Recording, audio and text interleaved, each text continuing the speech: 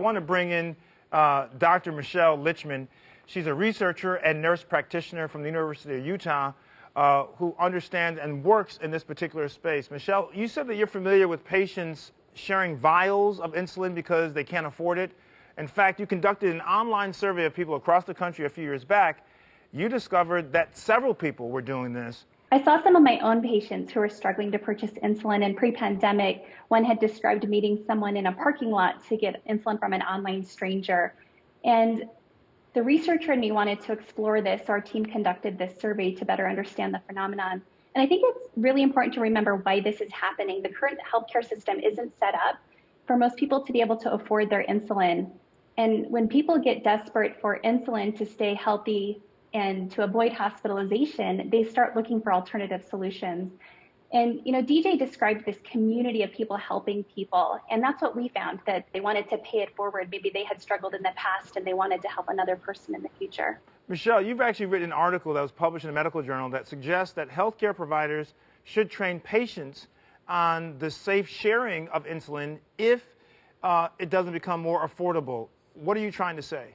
Because of our healthcare system, we're in trouble and patients are in trouble. And so if patients for some reason can't access what they need to be able to find alternative solutions. And so training patients to ask the right questions. Has the medication been refrigerated? Has it been exposed to extreme temperatures? Has it ever been opened or expired? These are some questions that people can ask in order to ensure that there's some safety around what they're taking. So are you advocating that people share insulin, or what exactly is your position? I think that you have to consider the alternative. So if someone needs insulin today and they're unable to access it because they can't pick it up from the pharmacy, they can't afford it, the alternative is perhaps going to the emergency room or perhaps going into DKA like DJ with her experience. And so we have to consider the alternative and what happens. Well, Dr. Afreen Shariff is joining the discussion now. She's an endocrinologist and assistant professor at Duke University Hospital. Tell me, how do you feel about this whole underground world of insulin exchange? Well, I think these unsafe underground exchanges reflect the current situation of the economy and how our healthcare policies are really affecting everyday Americans.